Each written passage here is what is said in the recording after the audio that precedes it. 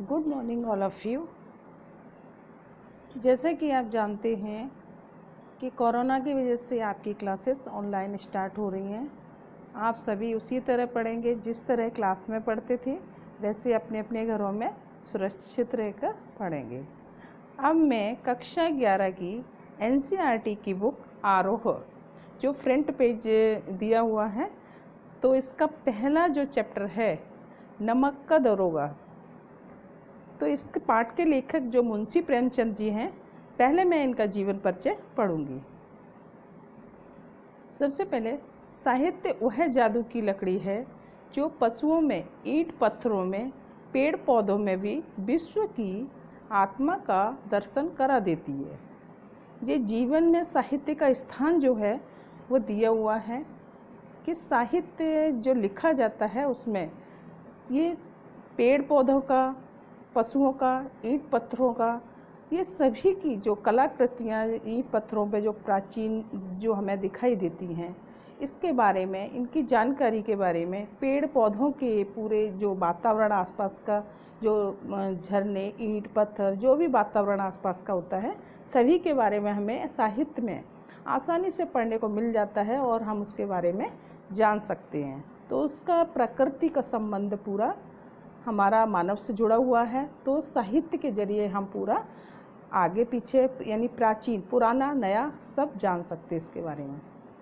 तो मुंशी प्रेमचंद का सबसे पहले यहाँ जीवन परिचय पढ़ेंगे। इनका मूल नाम इनका धनपत राय था। जन्म सन 1880 लमही गांव, उत्तर प्रदेश में हुआ था। प्रमुख रचनाएं इनकी सेवा सदन, प्रेमाश्रम और रंगभूमि, निर्मला, कायाकल्प, गवन, कर्मभूमि, गोदान। उपन्यास इनके हैं सोजे वतन, मानसरोवर, 8 खंड के गुप्त धन। कहानी संग्रह इनकी हैं करबला, संग्राम, प्रेम की देवी। नाटक इनके कुछ विचार, विविध, प्रसंग, निबंध संग्रह। तो सारे इनकी जो रचनाएं हैं वो दी हुई हैं। आगे मृत्यु इनकी 1936 ईस्वी में हो गई थी। प्रेमचंद हिंदी कथा साहित्य के शिखर पुरुष माने जाते हैं। कथा साहित्य के इस शिखर पुरुष का बचपन अभावों में बीता। ये मतलब गरीब परिवार से थे, अभावों में हर चीज़ की इनको बचपन से कमी थी। स्कूली शिक्षा पूरी करने के बाद पारिवारिक समस्याओं के कारण जैसे तैसे बीए तक की पढ़ाई की। मतलब आर्थिक स्थिति खराब होने के कारण मुश्किल में इन्होंने बीए की पढ़ाई की थी। अंग्रेजी में एमए करना चाहते थे, लेकिन जीवन यापन के लिए उन्हें नौकरी करनी पड़ी। सरकारी नौकरी मिली भी, लेकिन महात्मा गांधी के असहयोग आंदोलन में सक्रिय होने के कारण त्यागपत्र देना पड़ा। जब महात्मा गांधी का असहयोग आंदोलन प्रारंभ हुआ तो उन्होंने बढ़ चढ़कर उसमें हिस्सा लिया और नौकरी से भी इनको त्यागपत्र देना पड़ा। राष्ट्रीय आंदोलन में जुड़ने के बावजूद लेखन कार्य सुचारू रूप से चलता रहा और आंदोलन में जुड़ने के बाद भी इनका लेखन कार्य जो था वो निरंतर चलता रहा। पत्नी शिवरानी देवी के साथ अंग्रेज़ों के खिलाफ आंदोलन में हिस्सा लेते रहे। उनके जीवन का राजनीतिक संघर्ष उनकी रचनाओं में सामाजिक संघर्ष बनकर अब सामने आया, जिसमें जीवन का यथार्थ और आदर्श दोनों था। हिंदी साहित्य के इतिहास में कहानी और उपन्यास की विधा के विकास का काल विभाजन प्रेमचंद को ही केंद्र में रखकर किया गया था। प्रेमचंद पूर्व युग, प्रेमचंद युग, प्रेमचंदोत्तर युग, यह प्रेमचंद के विविधवाद साहित्य महत्व का एक स्पष्ट प्रमाण ही प्रस्तुत।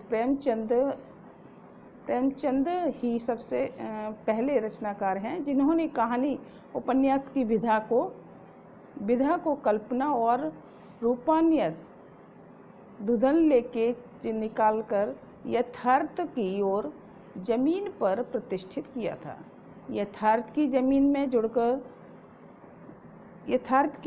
में जुड़कर कहानी किस्सा गोई एक सीमित न रहकर पढ़ने पढ़ाने की परंपरा से भी जुड़ी। इसमें उनकी हिंदुस्तानी, हिंदी, उर्दू मिश्रित भाषा का विशेष योगदान रहा। उनके यहाँ हिंदुस्तानी भाषा अपने पूरे ठाट बाट और जातीय स्वरूप के साथ आई है। उनका आरंभिक कथा साहित्य कल्पना, संयोग और रूमानियत के ताने बाने से बुना हुआ था, लेकिन एक कथाकार के रूप में उन्होंने लगातार विकास किया और पंच परमेश्वर जैसी कहानी तथा सेवा सदन जैसे उपन्यास के साथ सामाजिक जीवन को कहानी का आधार बनाने वाली यथार्थवादी कला के अग्रदूत के रूप में सामने आए। यथार्थवाद के भीतर भी आदर्शोन्मुख यथार्थवाद से आलोचनात्मक यथार्थवाद तक की विकास की यात्रा प्रेमचंद ने की।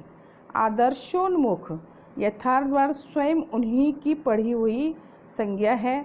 यह कहानी और उपन्यास के क्षेत्र में किए गए उनके ऐसे रचनात्मक प्रयासों को लागू होती है जो कटु यथार्थ का मिश्रण करते हुए भी समस्याओं और अंतर्विरोधों को अंततः एक आदर्शवादी और मनोवांछित समाधान तक पहुंचा देती है। सेवा सदन, प्रेमाश्रम आदि उपन्यास और पंच परमेश्वर, बड़े घर की बेटी, नमक का दरोगा आदि कहानियाँ ऐसी हैं। बाद की उनकी रचनाओं में यह आदर्शवादी प्रवृत्ति कम होती गई है और धीरे धीरे ऐसी स्थिति तक पहुंचते हैं जहां कठोर वास्तविकता को प्रस्तुत करने में वे किसी तरह समझौता नहीं करते। गोदान उपन्यास और पूस की रात, कफन आदि कहानी इनके सुंदर उदाहरण हैं। तो ये आगे यहाँ दी गई कहानी नमक का दरोगा प्रथम प्रकाशन 1914 ईस्वी में प्रेमचंद की बहुचर्चित कहानी है, जो कि मतलब नमक का दरोगा जो पाठ इसमें आया मतलब इनका दिया हुआ है, लोगों को बहुत ही पसंद आया था। बहुचर्चित, लोगों में जगह जगह इसकी चर्चा थी, जिसे आदर्शोन्मुख यथार्थवाद के एक मुकम्मल और उदाहरण के रूप में ऐसा देखा जा सकता है। कहानी में ही आए हुए एक मुहावरे को ले तो यह धन के ऊपर धर्म की जीत की कहानी है। धन और धर्म को क्रमशः सद्वृत्ति और असद्वृत्ति, बुराई और अच्छाई, असत्य और सत्य इत्यादि भी कह सकते हैं। कहानी में इनका प्रतिनिधित्व क्रमशः पंडित आलोपीदीन और मुंशी बंशीधर नामक पात्रों ने किया है। ईमानदार कर्मयोगी मुंशी बंशीधर को खरीदने में असफल रहने के बाद पंडित आलोपीदीन अपने धन की महिमा का उपयोग कर उन्हें नौकरी की मुअत्तल करा देते हैं, लेकिन अंतःसत्य के आगे उनका सिर झुक जाता है। वे सरकारी महकमे में बर्खास्त बंशीधर को बहुत ऊंचे वेतन और भत्ते के साथ अपनी सारी जायदाद और स्थायी मैनेजर नियुक्त करते हैं और गहरे अपराध बोध से भरी हुई वाणी में निवेदन करते हैं, परमात्मा से यही प्रार्थना है कि वह आपको सदैव वही नदी के किनारे वाले बेशरवत उदंड और किंतु धर्मनिष्ठ दरोगा बनाए रखे। ये कहानी का सार पूरा दिया हुआ है। कहानी के इस अंतिम प्रसंग में पहले तक की समस्त घटनाएं प्रशासनिक और न्यायिक व्यवस्था में व्याप्त भ्रष्टाचार तथा उस भ्रष्टाचार की व्यापक सामाजिक स्वीकार्यता को अत्यंत साहसिक तरीके से हमारे सामने उजागर करती है।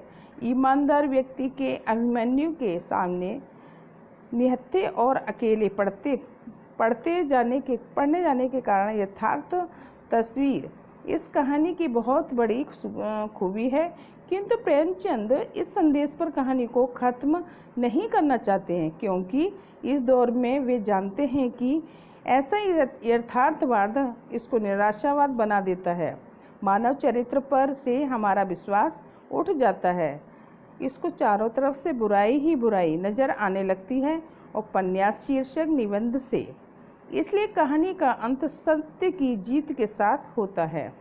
तो यहाँ ये कहानी का सार पूरा दिया हुआ था।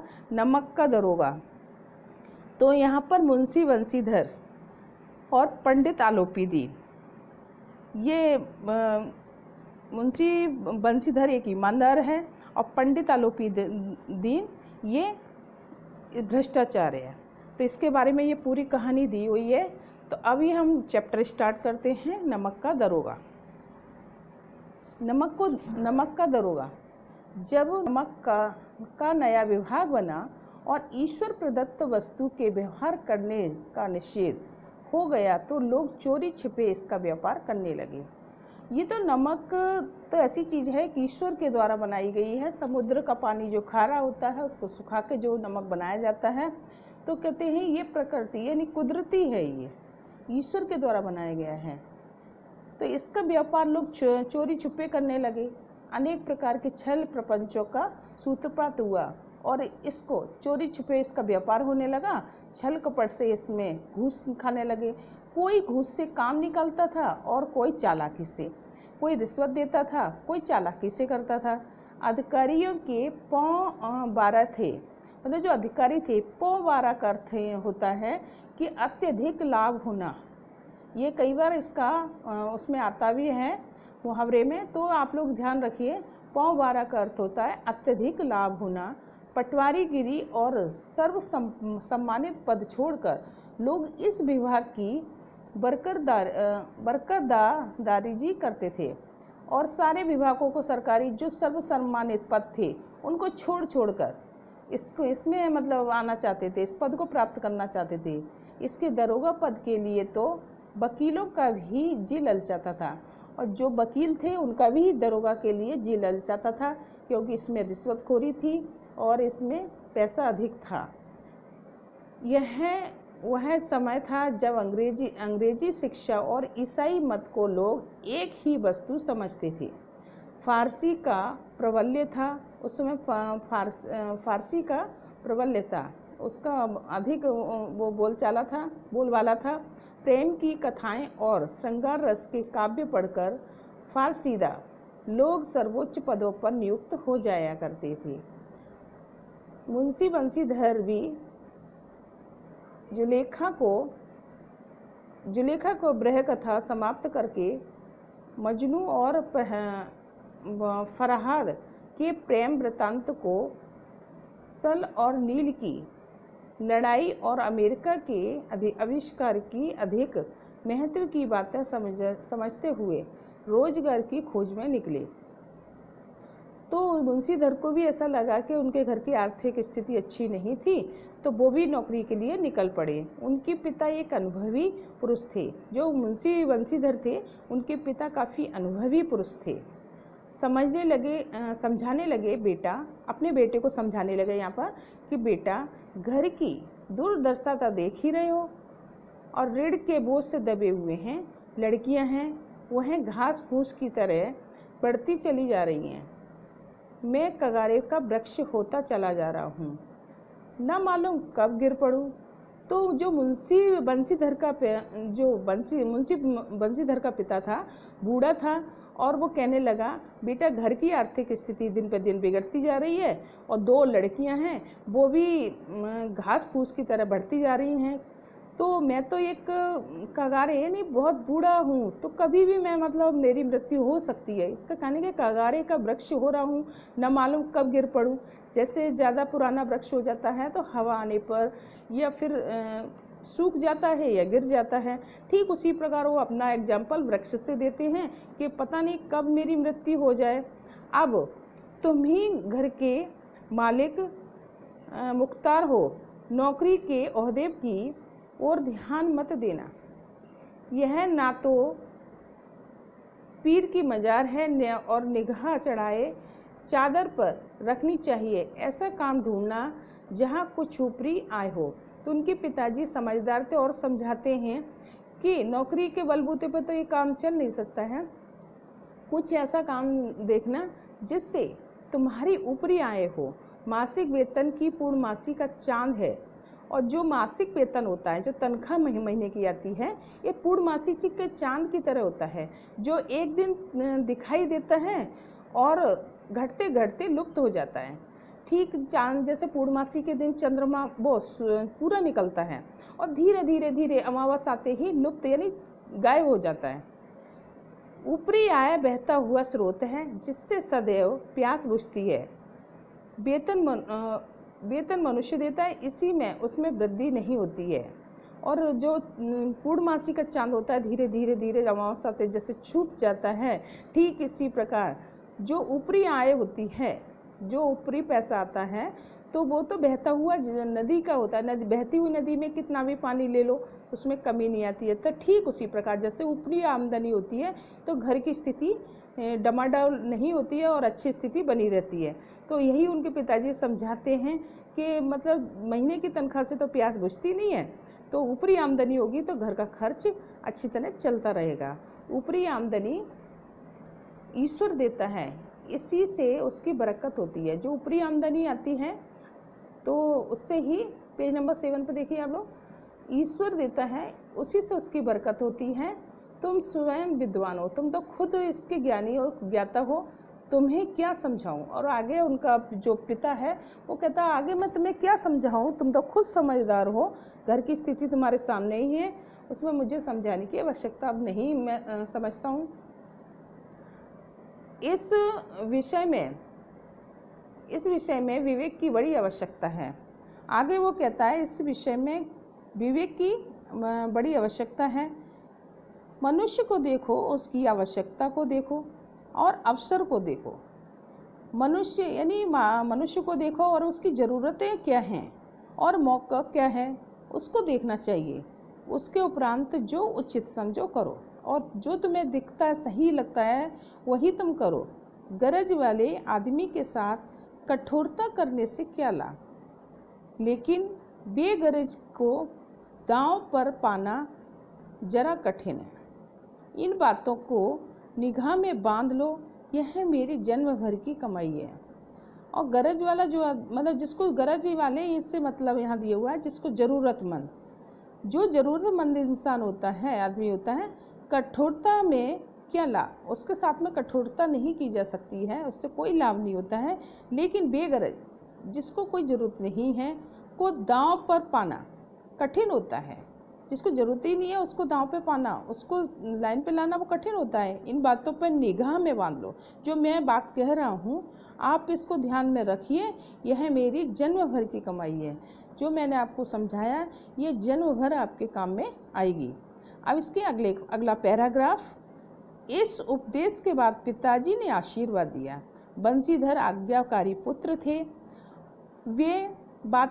उन्होंने ये बातें ध्यान से सुनी और तब घर से चल खड़े हुए।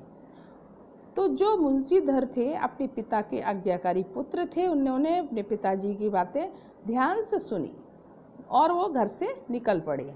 इस विस्तृत संसार में उनके लिए धैर्य अपना मित्र, बुद्धि अपनी पथ प्रदर्शक और आत्मबलवन ही अपना सहायक था। तो जब वो अकेले ही निकल पड़े इस बड़े संसार में, विस्तृत यानी इस बड़े संसार में उनके लिए धैर्य अपना मित्र था, धैर्यता उनके अंदर थी, वो उनका मित्र था। बुद्धि पथ प्रदर्शक, जो उनकी बुद्धि थी उनको रास्ता दिखाने वाली थी। आत्मबलपन, और जो उनका आत्मविश्वास अंदर का था ये उनका सहायक यानी सहायता देने वाला था। लेकिन अच्छे सगुन से चले थे। लेकिन वो कहते नहीं, जब हम कोई कार्य को करने चलते हैं तो कहते हैं बहुत से कहते हैं हम पूछ बता के चलें, पंडित को दिखा के काम करें। ठीक उसी प्रकार उनका जो समय था और मतलब कहना चाहिए ऑटोमेटिक ही बहुत अच्छा था। वो अच्छे समय पर निकले थे घर से और जाते ही जाते नमक विभाग के दरोगा पद पर प्रतिष्ठित हो गए। और जैसे ही घर से निकले तो नमक के दरोगा पद पर उनको प्रतिष्ठित यानी उनको पद प्राप्त हो गया, दरोगा पद। वेतन अच्छा और ऊपरी आय का तो ठिकाना ही ना था। उनको पद तो अच्छा मिला ही और तनख्वाह अच्छी मिली ही, और उनके जो आय का जो ठिकाना था, ऊपरी आमदनी थी, उसका ठिकाना ना था। वृद्ध मुंशी को सुख संवाद मिला। जैसे ही दरोगा के पद को उनके पुत्र ने पाया, नौकरी उसके पुत्र को मिली, वैसे ही जो बूढ़ा मुंशी जी था और सुख संवाद मिला, उसको सुख मतलब सुख का अनुभव हुआ तो फूले न समाये, बहुत ही खुश हुए। महाजन कुछ नरम पड़े, कलवार की आशलता लहलाई। और जो मतलब कहने का है, जो दुखी अंदर से थी और कठोर उनको शब्द थोड़े अपने बेटे के उसमें कुछ समझाया था, कुछ कठोर शब्द भी ऐसे कहे थे, तो उनके मन में जो खुशी की कहते नहीं, जब हरियाली खेतों में आती है तो खेत लहराने लगते हैं, ठीक उनका भी ठीक उसी प्रकार उनका मन भी खुशी से लहराने लगा। और पड़ोसियों के हृदय में सूल उठने लगे जब उन्होंने सुना कि इनका बेटा दरोगा के पद को प्राप्त किया है या दरोगा बन गया है। तो उनके शूल यानी कांटे, तो उनके मन हृदयों में कांटे से चुभने लगे। जैसे कहते हैं ना, ईर्ष्या होने लगती है, किसी का काम अच्छा होता है तो ईर्ष्या एक दूसरे के उसमें होने लगे हृदय में। तो ठीक वैसे ही उनके पड़ोसियों के उसमें हुआ। तो आगे का पैराग्राफ, इस पेज का लास्ट पैराग्राफ। जाड़े के दिन थे और रात का समय, नमक के सिपाही चौकीदार के नशे में मस्त थे। सर्दी का समय था और रात का सर्दी का समय था। नमक के सिपाही चौकीदार नशे में मस्त थे। मुंशी बंसीधर को यहाँ आए अभी 6 महीने से अधिक न हुए थे, और जो मुंशी बंसीधर दरोगा बना था उसको यहाँ पर आए 6 महीने न हुए थे, 6 महीने पूरे नहीं हुए थे। लेकिन इस थोड़े समय में ही उन्होंने अपनी कार्यकुशलता और उत्तम आचार से अफसरों का मन को मोहित कर लिया था। तो मुंशीधर जो थे वो यहाँ पर आए, उनको 6 महीने भी व्यतीत नहीं हुए थे, लेकिन जो अधिकारी थे, अफसर थे, उन्होंने मन मोहित कर लिया था। अच्छे कर्मनिष्ठ, कहते नहीं, जब काम अच्छा करोगे तो सभी को अच्छा लगेगा। अफसर लोग उन पर बहुत विश्वास करने लगे। जो अफसर थे वो उन पर अत्यधिक विश्वास करने लगे थे। नमक के दफ्तर में 1 मील पूर्व की ओर जमुना बहती थी। उस पर गांव का एक पुल बना हुआ था, और जो उसमें क्या नाम जमुना, वहाँ 1 मील दूर जमुना बहती थी, यमुना नदी, यमुना कह लो ये जमुना। तो उस वहाँ पर नावों पर एक पुल बना हुआ था। तो वहाँ जो नदी बहती थी, पुल बना हुआ था। दरोगा जी किवाड़ बंद किए हुए मीठी नींद में सो रहे थे। जो दरोगा थे बड़े ही मीठी नींद में रात्रि के समय सो रहे थे। अचानक आँख खुली तो नदी के प्रभाव की जगह गाड़ियों की गड़गड़ाहट। तो जब हम नदी के किनारे कहीं सोते हैं तो उसकी जो लहर उठती है तो पानी की गड़गड़ाहट आती है, तो उसकी जगह उनको गाड़ियों की गड़गड़ाहट और मल्लाहों का कोलाहल सुनाई दिया। उठ बैठे, इतने में वो क्या दरोगा नींद से उठ बैठे। इतनी रात गए, गाड़ियाँ क्यों नदी के पार जाती हैं। अब दिमाग में मन में विचार यही आने लगा कि रात में नदी के जो पुल के पार यहाँ गाड़ियाँ क्यों निकल रही हैं, क्यों आवाज़ आ रही है ऐसी। अवश्य कुछ न कुछ गोलमाल है। तो कहते कुछ न कुछ जरूर कोई बात है। तर्क के भ्रम को पुष्ट किया तो उन्हें उठे और अपना जो बहन था उसको उन्होंने स्पष्ट किया। वर्दी पहनी, तमंचा जेब में रखा और बात में घोड़ा बढ़ाए हुए पुल पर आ पहुँचे। उन्होंने अपनी वर्दी पहनी, तमंचा लगाया और बात में अपना घोड़ा तैयार किया और पुल पर आ गए। गाड़ियों की एक लंबी कतार पुल पार करती दिखी और डांट कर पूछा, किसकी गाड़ियाँ हैं। तो जैसे वो मुंशीधर आए तो गाड़ियों की एक लंबी कतार उन्होंने वहाँ देखी पुल के ऊपर, और डांट कर पूछा, ये किसकी गाड़ियाँ हैं। थोड़ी देर तक सन्नाटा रहा, थोड़ी देर तक वहाँ सन्नाटा रहा, कोई कुछ नहीं, उसका जवाब किसी ने नहीं दिया। आदमियों में कुछ कानाफूसी हुई। तब आगे वाले ने कहा, पंडित आलोपी दीन की है। तो आपस में कानाफूसी करने लगे और कहने लगे कि अब कौन बोले। तो उसमें से आगे वाला व्यक्ति बोला, ये कहा पंडित आलोपी दीन की है। कौन पंडित आलोपी दीन? दातागंज के। तो बोले कौन है आलोपी दीन?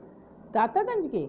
मुंशी बंसीधर चौके, और मुंशी बंसीधर अचानक चौंक पड़े, चम्मे पड़ गए।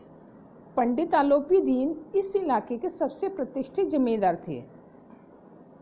जो पंडित आलोपी दीन थे वही इस इलाके के प्रतिष्ठित व्यक्ति थे, बहुत ही मतलब कहते हैं धनवान थे, लाखों रुपए का लेन देन करते थे। इधर छोटे से बड़े कौन ऐसे थे जो उनके ऋणी न हों, जो मतलब छोटे से छोटा व्यक्ति और बड़े से बड़े उनके कर्जदार थे। ऋणी, ऋणी माने क्या होता है? कर्जदार। व्यापार भी बड़ा लंबा चौड़ा था। बड़े चलते पुर्जे आदमी थे, मतलब बड़े ही मतलब धनवान होने के साथ साथ उनके बड़े ही मतलब चलते पुर्जे आदमी थे। तो उनकी चारों तरफ उनकी चलती भी थी। अंग्रेज अफसर उनके इलाके में शिकार खेलने आते और उनके मेहमान होते थे। जो अंग्रेज उस समय थे उनके इलाके में शिकार खेलने आते थे और उनके मेहमान बनकर रहते थे। 12 मास सदा व्रत चलता था और 12 महीने पूरी साल कहना चाहिए, और ऐसा ही उनका रवैया चलता रहता था अंग्रेज़ों का। मुंशी जी ने पूछा, गाड़ियाँ कहाँ जाएंगी? उत्तर मिला, कानपुर। लेकिन इस प्रश्न पर कि इसमें क्या है, सन्नाटा सा छा गया। दरोगा साहब का संदेह और भी बढ़ा। तो मुंशी जो बंशीधर थे उन्होंने पूछिया, गाड़ियाँ कहाँ जाएंगी? तो उन्होंने, वो जो व्यक्ति ले जा रहे थे, उन्होंने कहा कानपुर जाएंगी। लेकिन इस प्रश्न पर कि इसमें क्या है, सन्नाटा सा छा गया। जब उन्होंने पूछा इस गाड़ियों में आखिर है क्या, तो एकदम सन्नाटा सा छा गया, कोई कुछ नहीं बोला। दरोगा साहब का संदेह इस पर बढ़ा। तो जैसे ही सब चुप हो गए तो चुप होने से उनका संदेह और बढ़ गया। देर तक उत्तर की बाट देखकर वह जोर से बोले, क्या तुम सब गूंगे हो गए हो? तो दरोगा जी, जब सभी चुप हो गए, एकदम सन्नाटा सा छा गया, तो वो दरोगा जी बोले, क्या तुम सब गूंगे हो गए हो? हम पूछते हैं इसमें क्या लदा है? जब इस बार भी कोई उत्तर न मिला तो उन्होंने घोड़े को एक गाड़ी से मिलाकर बूरे को टटोला और भ्रम दूर हो गया, यह नमक के डेले हैं। तो जब किसी ने उत्तर कोई नहीं दिया तो घोड़े को एक गाड़ी से मिलाकर उन्होंने बूरे को टटोला, तो उनका जो संदेह था वो भी दूर हो गया। देखा इसमें नमक के डेले भरे हुए हैं। पंडित आलोपी दिन अपने सजीले रथ पर सवार कुछ सोते कुछ जागते चले आते थे।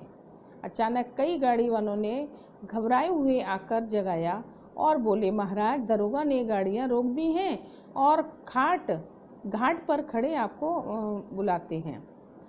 पंडित आलोपी दिन अपने सजीले रथ पर सवार कुछ सोते कुछ जागते चले आते हैं। अचानक कई गाड़ी वालों ने घबराए हुए, जब वो दरोगा ने रोक ली गाड़ी यमुना के पुल पर, तो घबराए हुए वहाँ सर आते हैं और बोलते हैं, महाराज, दरोगा ने गाड़ियाँ रोक ली हैं और घाट पर खड़े आपको बुला रहे हैं।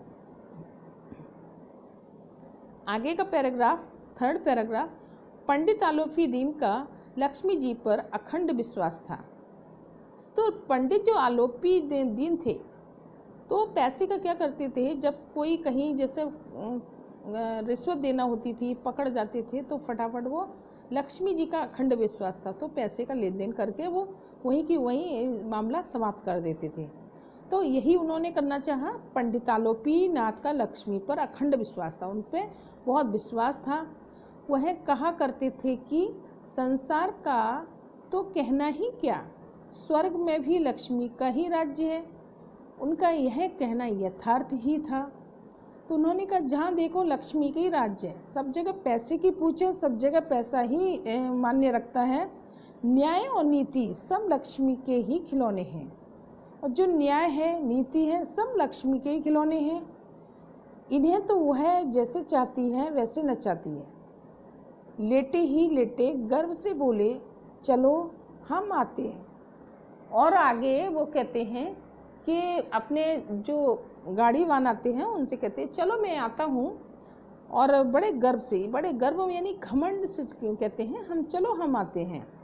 यह कहकर पंडित जी ने बड़ी निश्चितता से पान के बीड़े लगाकर खाए, और बड़े ही निश्चिंत होकर उन्होंने उठे और पान के बीड़े लगाए और खाए। फिर लिहाफ ओढ़े हुए दरोगा के पास आकर बोले, बाबूजी, आशीर्वाद, कहिए हमसे ऐसा कौन सा अपराध हुआ है? गाड़ियाँ रोक दी गई हैं।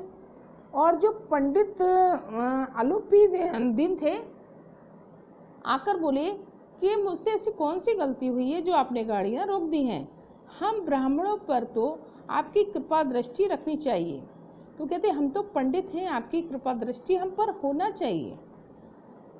बंसीधर रुखाई से बोले, सरकारी हुक्म है। जो मुंशी बंसीधर थे बड़े ही रूखे स्वभाव में बोले, ये तो सरकारी हुक्म है जिसका मैं पालन अपने बड़े ही कर्तव्य निष्ठा के साथ में कर रहा हूँ। पंडित आलोपी नाथ ने हंसकर कहा, हम सरकारी हुक्म को नहीं जानते और न सरकार को। हमारे सरकार तो आप ही हैं। तो उससे बचने के लिए, जिससे उसके नमक के घोड़े गाड़ियाँ ना पकड़ी जाएं, और तो उसको बचने के लिए उसने कहा, पंडित आलोपी नाथ ने हंसकर कहा कि सरकार के हुक्म को हम नहीं जानते हैं, आप तो और ना सरकार को जानते हैं, हमारी सरकार तो आप ही हैं। हमारा और आपका तो घर का मामला है, हम आपस में ही, हम कभी आपसे बाहर हो सकते हैं। तो मतलब उसी के उसमें बोलते हैं कि ये मतलब हम तो आपके ही हम हमारे आपका आपस का मामला है, हम कभी आपसे बाहर नहीं हो सकते हैं। आपने यथार्थ का कष्ट उठाया है, आपने तो व्यर्थ का ही कष्ट उठा लिया है। यह तो नहीं हो सकता है कि इधर से जाएं और इस घाट के देवता को भेंट न चढ़ाएं, और ये तो नहीं हो सकता है कि हम यहाँ से निकलें और यहाँ का देवता किसको बताया है? मुंशी बंसीधर को। जो दरोगा ने जो गाड़ियाँ रोकी थी तो उसको देवता बनाया। जैसे देवता को हम भेंट चढ़ाते हैं, ठीक उसी प्रकार उसने देवता कह के उन्होंने पैसा उसको देना चाहा रिश्वत के उसमें रूप में। मैं तो आपकी सेवा में स्वयं ही आ रहा था। वो कह रहा था, मैं तो आपकी सेवा में स्वयं खुद ही आ रहा था। बंसीधर पर ऐश्वर्य की मोहनी बंसी का कुछ प्रभाव न पड़ा, और जो मुंशी बंसीधर थे तो उसका आलोपी दीन का कोई प्रभाव नहीं पड़ा, क्योंकि वो तो बंसीधर तो एक ईमानदार था, व्यक्ति था, ईमानदार की नई उमंग थी। कड़क कर बोले, हम उन नमक हरामों में से नहीं हैं। और वो जो बंसीधर था वो कड़क के आलोपी दिन से बोला कि हम कोई नमक ऐसे नहीं हैं, हम तो ईमानदार व्यक्ति हैं, हम नमक हरामों में से नहीं हैं जो कौड़ियों में अपना ईमान बेचते फिरते हैं। और आप इस समय हिरासत में हैं, आपके कायदे के अनुसार चलना होगा। बस मुझे अधिक बातों में फुर्सत नहीं है। जमादार बदलू सिंह, तुम इन्हें हिरासत में ले चलो, मैं हुक्म देता हूँ। और दरोगा कहता है, जमादार बदलू सिंह से कहता है, तुम इनको हिरासत में ले लो, आलोपी दिन को, और इनको ले चलते हैं, मैं हुक्म देता हूँ इनको हिरासत में लेने की। तो आगे वो जाते हैं। पंडित आलोपी दीन स्तंभित हो गए। गाड़ी बानों में हलचल मच गई। पंडित जी के जीवन में कदाचित पहला ही अवसर था कि पंडित जी को यह ऐसी कठोर बातें सुननी पड़ी हों। आगे लेखक कहता है, पंडित आलोपी दीन बड़े ही अचंभित हो गए। गाड़ी बानों में भी जो गाड़ी ले जा रहे थे तो उनमें आपस में भी हलचल हो गई कि पंडित जी के जीवन में ऐसा पहला ही अवसर है जो ऐसे कठोर वचन उनको सुनने पड़ रहे हैं। बदलू सिंह आगे बढ़ा, किंतु रौब के मारे यह साहस नहीं हुआ कि उनका हाथ पकड़ सके, और रौब के आगे उनकी हिम्मत ही नहीं पड़ी बदलू सिंह की कि उनका हाथ पकड़ सके। पंडित जी ने धर्म को धन का ऐसा निरादर करते हुए कभी नहीं देखा था। तो जो आलोपी दिन था वो कह रहे थे कि धर्म को धन का निरादर, मतलब उन्होंने धन को लेना स्वीकार नहीं किया था। ऐसा व्यक्ति तो मैंने पहली बार देखा है, विचार किया है। यह अभी उदंड लड़का है, उन्होंने सोचा नया नया है दरोगा, अभी भर्ती हुआ है, इसको कोई अभी इसके बारे में अनुभव नहीं है, माया मोह के जाल में भी नहीं पड़ा, और ये पैसे के लालच में भी अभी तक नहीं पड़ा। अल्लड़ है, झिझकता है, शायद ये इसमें लड़कपन है, यह भी लेने में झिझक रहा है। बहुत दीन भाव से बोले, बाबू साहब ऐसा न कीजिए। और आगे आलोपी दीन दरोगा साहब से बोले, साहब ऐसा मत कीजिए, हम मिट जाएंगे। और बोले, हम जो भी हमारे पास धन है, हमारे पास सब नष्ट हो जाएगा, हम बिल्कुल मिट जाएंगे, इज्जत धूल में मिल जाएगी, जो भी हमारे समाज में इज्जत बनी हुई है वो भी हमारी धूल में मिल जाएगी। हमारा अपमान करने से आपके हाथ में क्या आएगा, हम किसी तरह आपसे बाहर थोड़ी हैं, और आलोपी दीन कहता है दरोगा से कि हमारा अपमान करने में आपके हाथ कुछ नहीं आएगा, हम किसी तरह आपसे मतलब बाहर नहीं है, आपसे जुड़े हुए हैं। बंसीधर ने कठोर स्वर में कहा, हम ऐसी बातें नहीं सुनना चाहते। और फिर बंसीधर ने दोबारा से कहा गुस्से में कि हम ऐसी बातें नहीं सुनना चाहते हैं। आलोपी दीन ने जिस सहारे को चट्टान समझा था वह पैरों के नीचे से खिसकता हुआ मालूम हुआ। तो आलोपी दीन दरोगा को सोच रहे थे चट्टान है, ये मेरी रिश्वत ले लेगा, मेरी बात को मान लेगा। तो ये बात भी बिगड़ती हुई उन्हें मालूम पड़ी। स्वाभिमान और धन ऐश्वर्य को कड़ी चोट लगी, किंतु अभी तक धन की सांख्यिकी शक्ति का पूरा भरोसा था।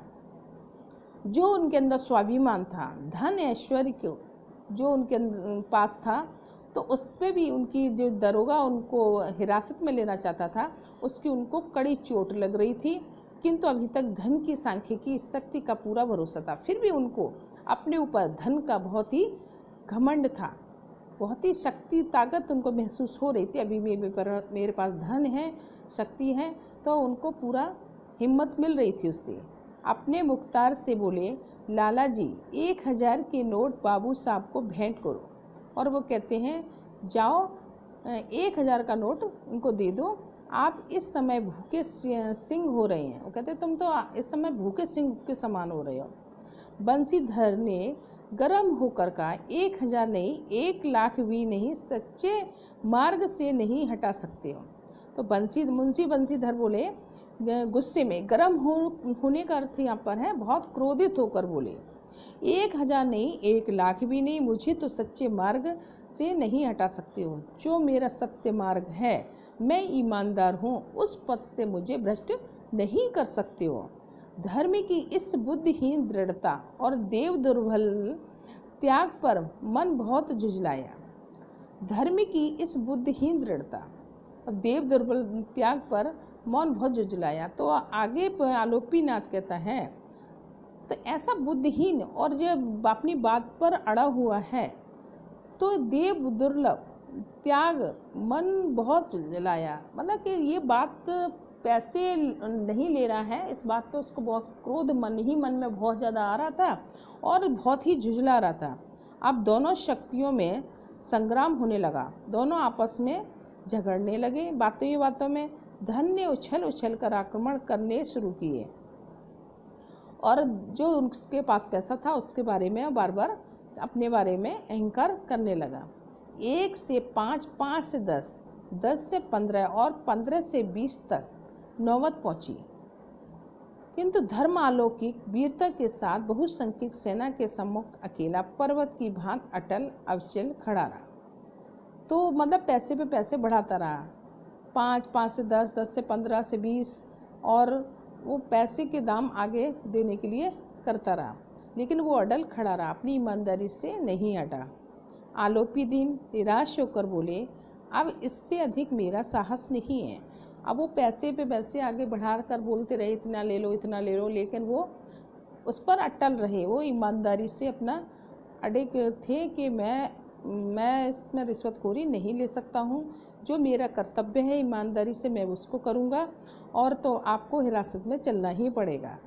आलोपी दीन निराश होकर बोले, इससे अधिक मेरा साहस नहीं। बोले कि इससे अधिक मैं दे भी नहीं सकता आपको, आगे आपको अधिकार है। बंसीधर ने अपने जमादार को ललकारा। बदलू सिंह मन में दरोगा सिंह के गालियां देता हुआ पंडित आलोपी दीन की ओर बढ़ा, और जो बदलू सिंह था, जो सैनिक दरोगा जी को की गालियां देता हुआ पंडित की आलोपी दीन को, जो आलोपी दीन था, उसकी ओर बढ़ा। पंडित घबराकर 2-3 कदम आगे बढ़े। तो यहाँ तक ही आप लोगों को मैं ये चैप्टर पढ़ा रही हूँ, इसके आगे का आगे पढ़ाऊँगी, जिससे पूरी कहानी अच्छे से आपको समझ में आ जाएगी।